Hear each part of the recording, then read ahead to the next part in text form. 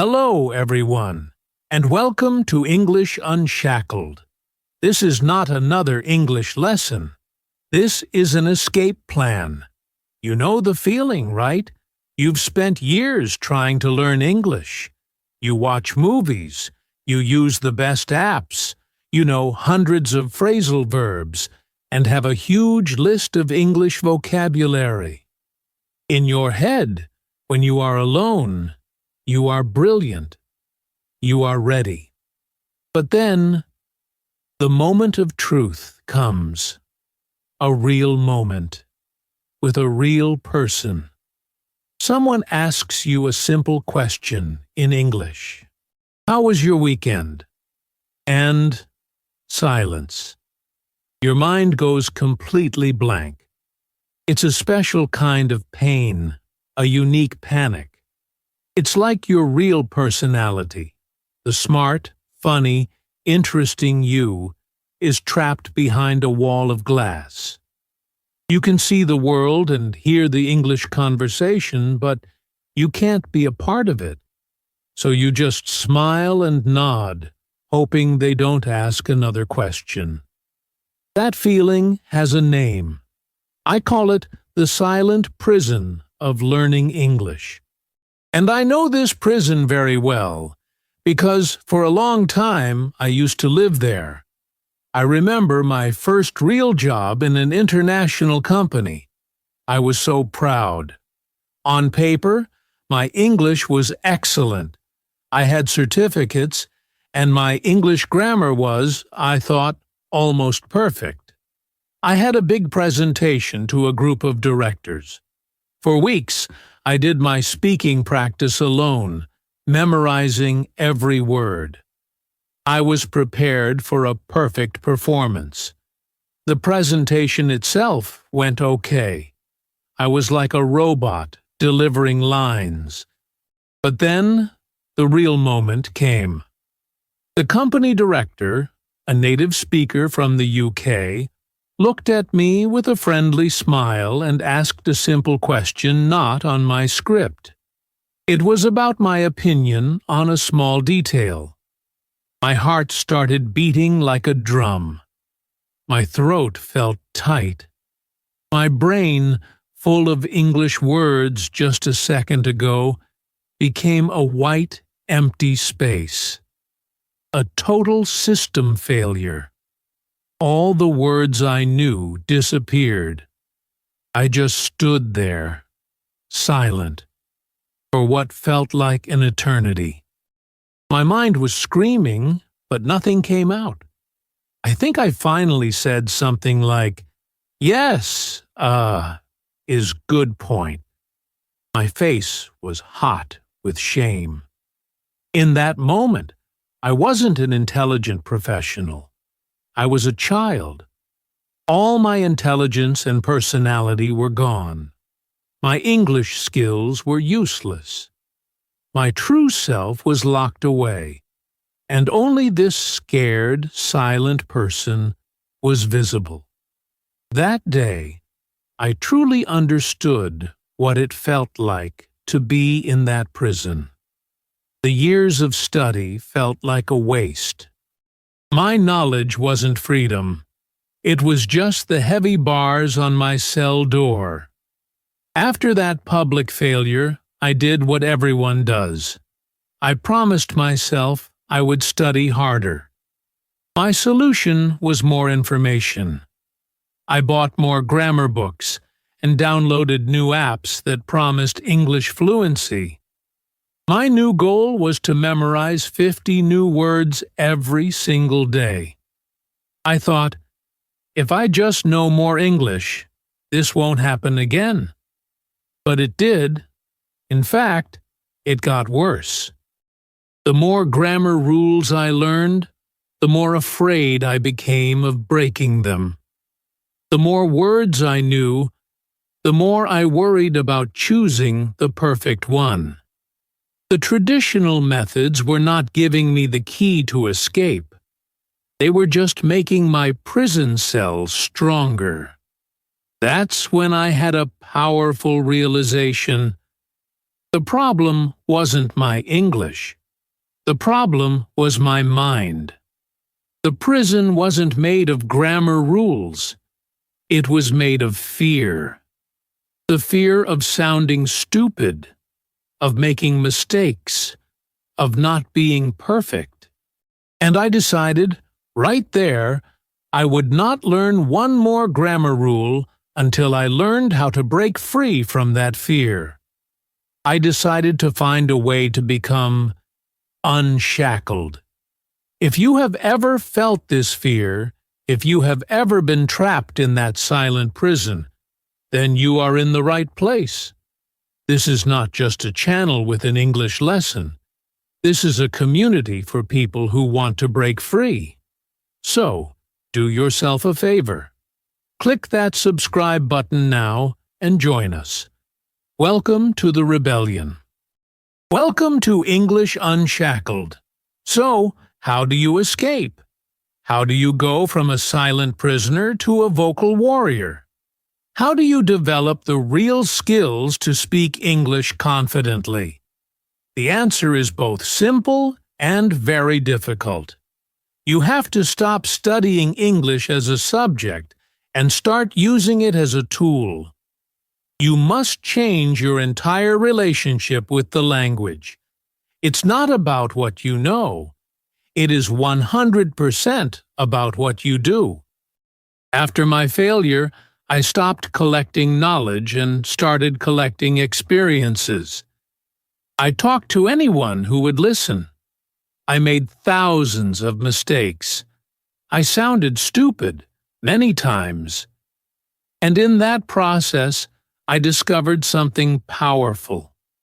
Freedom in English doesn't come from perfection. It comes from courage and connection. I created a method for myself based on this idea. I call it the Unshackled method. It's not a list of easy tips or hacks. It is a set of 3 uncomfortable truths you must accept. These truths are the sledgehammers that will break the walls of your prison. They will force you to improve your English, not by studying more, but by being more. Are you ready to feel a little uncomfortable? Because comfort is the enemy of growth. Good. Let's begin. Uncomfortable truth number 1. You must be willing to sound stupid. Let's read that again. You must be willing to sound stupid. This is the hardest rule and the most important. It is the foundation of all your future progress. The main reason you don't speak is not because you lack words, but because you are terrified of sounding unintelligent. You have an image in your head of a perfect English speaker, maybe from a movie or a teacher you admire. You want that perfect English pronunciation, that perfect grammar. But this desire for perfection is a trap. It is your number 1 enemy. It is the main wall of your prison. Let me be very clear. The path to sounding smart and fluent in English goes directly through a long, messy period of sounding stupid. There is no other way. You will use the wrong word. You will forget a phrasal verb. Your accent will be strong. This is not failure. This is the beautiful, messy process of learning.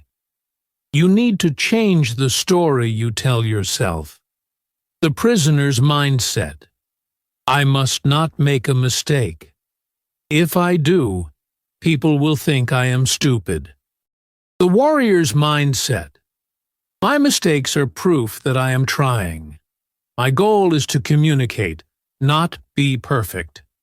Think of a baby learning to walk.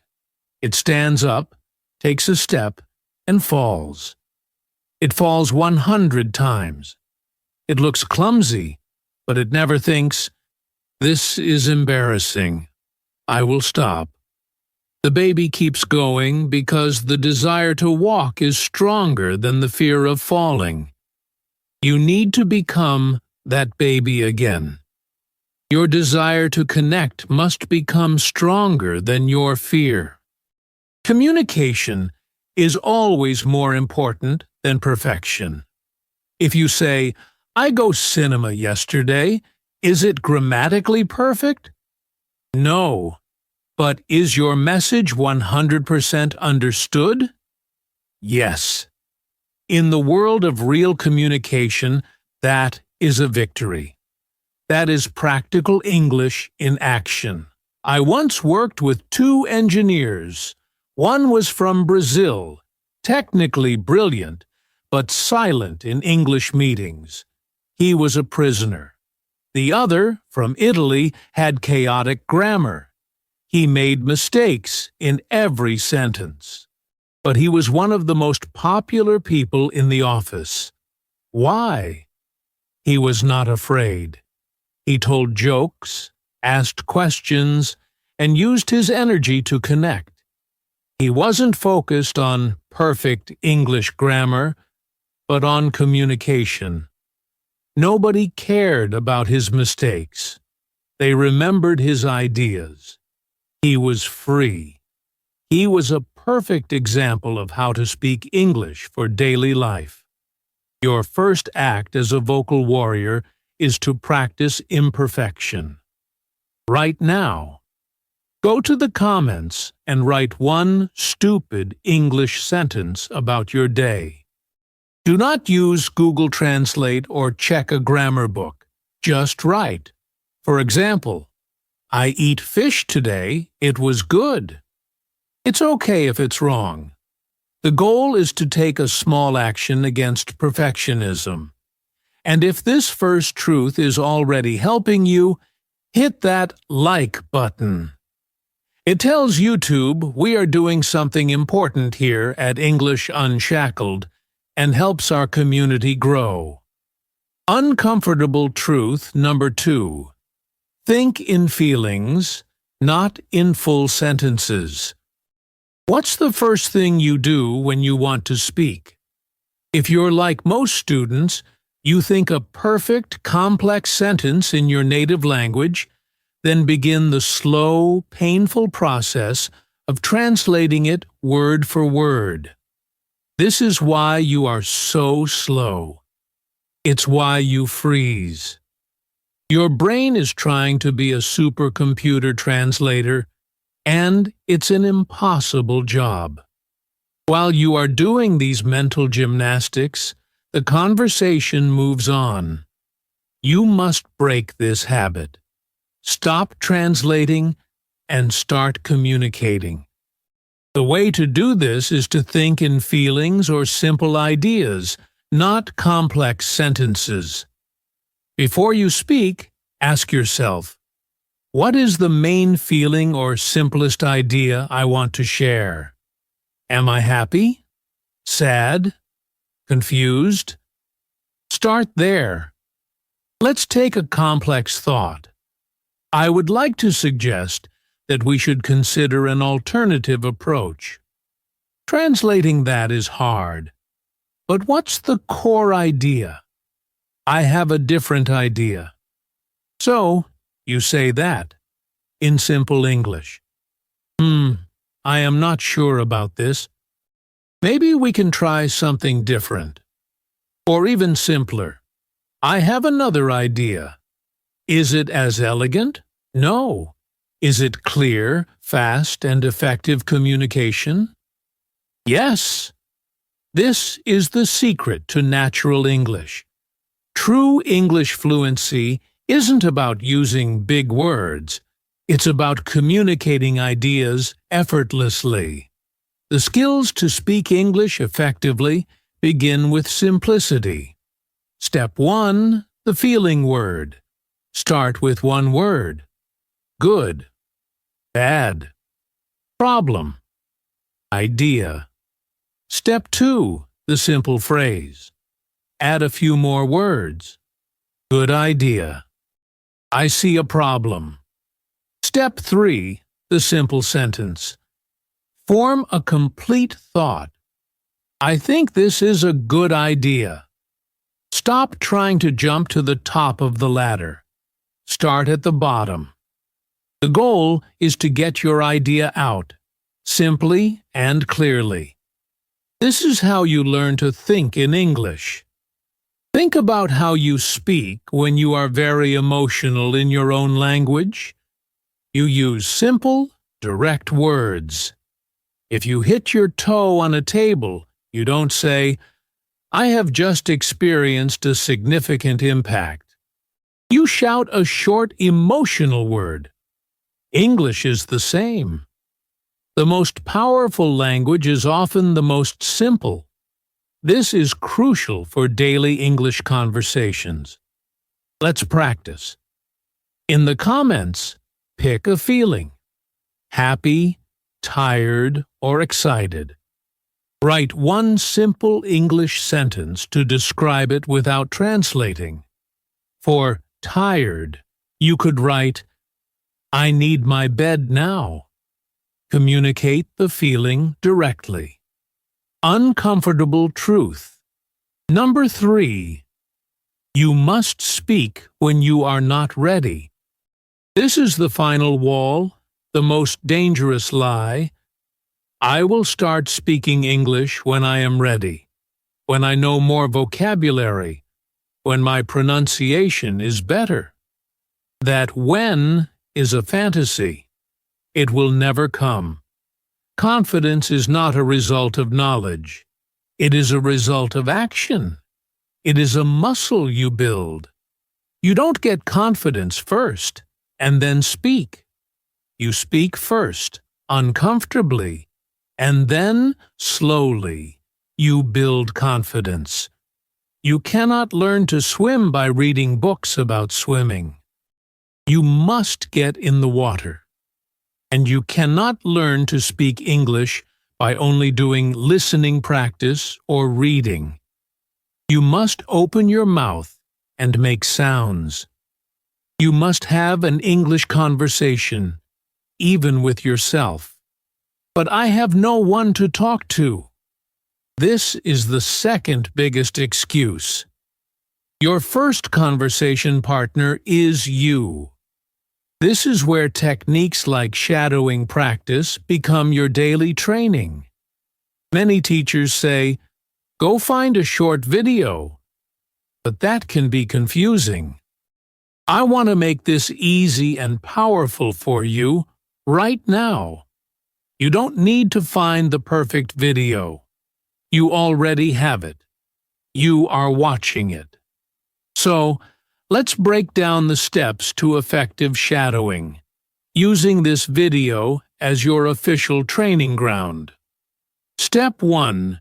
Choose your training mission. Use the story I told you at the beginning, my story of failure. Why? Because it's real, it has emotion, and it uses the kind of practical English we're talking about. The full transcript is in the description below. Step 2. Listen and read with me. Rewind the video. Play the story and listen. Then, play it again while reading the transcript. Connect my voice to the words and feel the emotion. Step 3. Mumble the story's music. Play it again, but this time, try to speak along very quietly, in a mumble. Don't worry about perfect words. Just copy the rhythm and melody of my voice. This trains the musicality of your English. Step 4. Become the storyteller. This is the final, most powerful step. The true vocal warrior step. Play the story one last time and speak out loud with me. Stand up. Use your hands.